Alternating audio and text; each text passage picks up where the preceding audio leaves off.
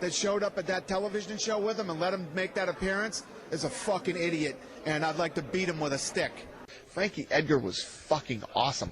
It was fucking free. And then he's going to film the fucking A-Team. What the fuck? I'm the fucking boss. He's not a guy I'm spending any fucking quality time with. Azagati will fuck up any fight. Bro, you're not even famous yet. He didn't get any special privileges. He didn't get anything. And if he did, I'd fucking tell you. As a team, you guys should have been on his fat ass 2 weeks ago. That is pathetic. Ariel Helwani, UFC 150 in Denver, here with UFC President Dana White. Was this perhaps one of the highlights of your career? No, this is literally the best night of my career ever. Is this your lowest moment as president of UFC? No doubt about it. Absolutely, 100%. Bob Arum, the guy who was saying, oh, the Fertittas are idiots. They're losing, I quote, oodles of money in this thing. Now he's crying antitrust and he's copying everything we do. You weren't smart enough to do it, Bob. That's your fault. Yeah, I'll answer the questions of what a disgrace the main event was and what an embarrassment it is. I don't think I've ever been more embarrassed in the 10 years of being in this business. And it's the first time that I've ever walked out on a main event and given the belt to the guy's manager and told him to put it on him. I'd rather have somebody say, let's not buy the Anderson Silva fight tonight because he knocks people out in 2 minutes, other than he runs around like a jackass for 5 rounds.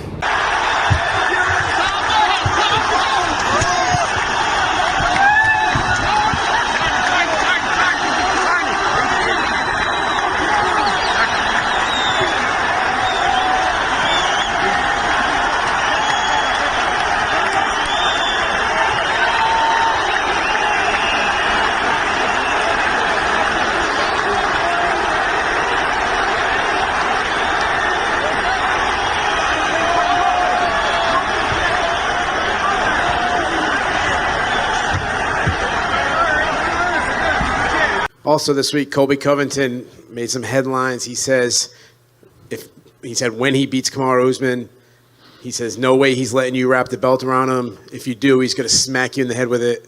What's your comments on that? Good luck with that. Good luck with that. He's a big mouth fucking idiot. You've made comments yourself before that Tyron isn't necessarily received in the way he maybe should do it. Every time Tyron Woodley opens his mouth, he shoots himself in the foot. He's a very unlikable guy. When you're from England and you're in the United States and in Texas, okay, and they're booing the American guy and cheering the English guy, I think that sums it up. The fight I'm curious about that I almost forgot was happening was Oscar De La Hoya fighting Vitor Belfort in September. How do you think that's going to go? Come on. I'm praying Vitor knocks this crackhead out and viciously knocks him out. Hopefully all the coke sniffing and tequila drinking and whatever other shit that guy's been up to is caught up with him, and Vitor lays one right on that big mouth of his and knocks him unconscious.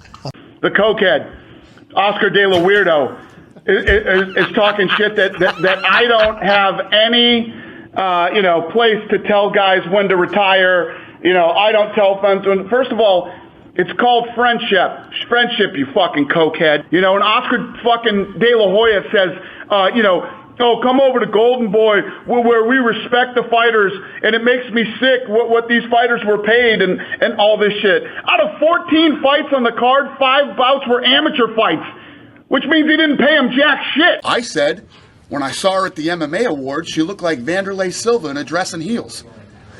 And she did. Didn't she not? Who wants to dispute that she didn't look like Vanderlei? She got up and she was like, walking up the stairs, jacked up on steroids, beyond belief, and looked like Vanderlei Silva in a dress and heels. You believe she's still on steroids? I don't know. That I don't know. I ask that all the time. Is it too much about me? I'm the friggin' promoter of the fight. What do you guys want me to crawl under a rock and hide when we have a fight? I'm the one guy that's always linked to every fight because I'm the guy out there telling you why you want to watch this fight. I sell the fights. That's what I do for a living.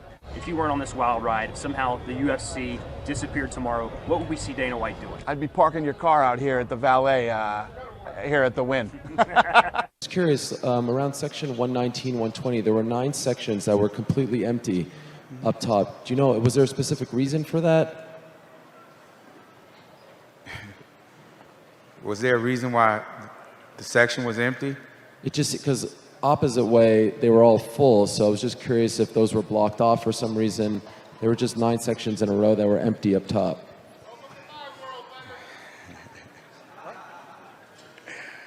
I guess because people weren't in the seats. Okay.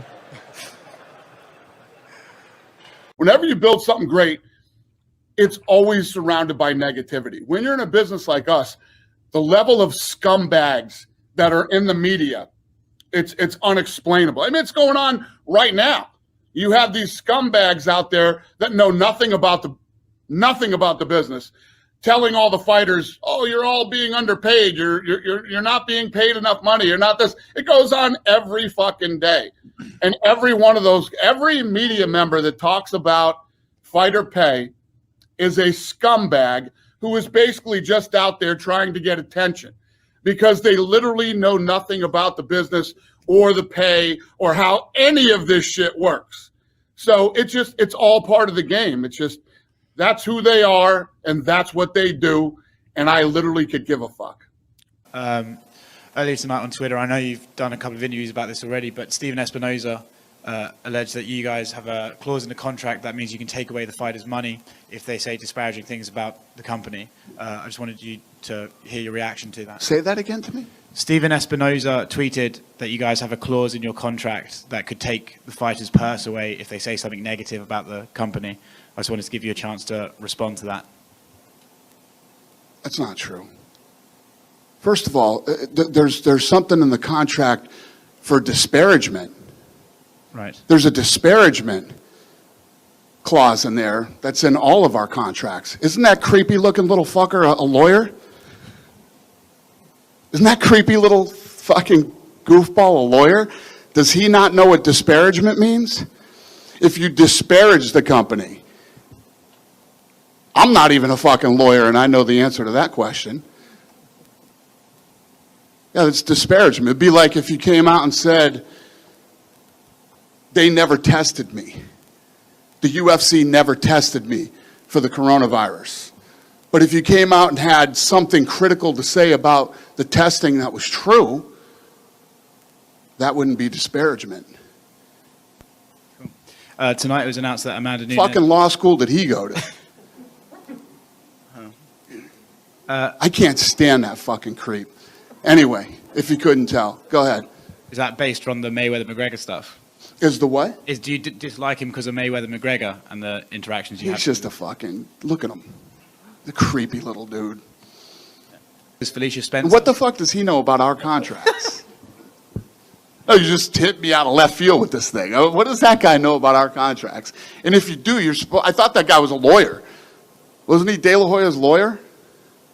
I don't know either. Whatever. But anyway, yeah. I hope I answered your question. Yeah. That's the truth. Thank you. And let me say this too. Anderson Silva. We honestly need to start talking again about this guy as the GOAT. Okay? Not Tito, because he knocked Tito out in 40 fucking seconds, but you know what? He did to Tito exactly what should be done to Tito. Knocking Tito out in 40 seconds is what should have happened in that fight. Anderson Silva beat Chavez Jr. At 40 what? 44, 45 now? What is it? 46. 46? 40 fucking 6 years old. He now left this sport, which he was, considered one of the greatest of all time, possibly even the greatest of all time. Goes out, beats Chavez Jr. in a boxing match, and knocks Tito out in 40 seconds. When Tito fought here, Tito had a good chin. Tito took big shots from a lot of guys who hit hard. Anderson Silva knocked him out in 40 seconds. Anderson Silva might actually be the GOAT of combat sports. I mean, to still compete, it'll be interesting to see what he does next. I fucking guarantee you this. You ain't going to see Jake Paul calling Anderson Silva out. That I fucking promise you. He's his size, and he's actually good. He's old, which is what Jake Paul likes, to fight old guys, but he's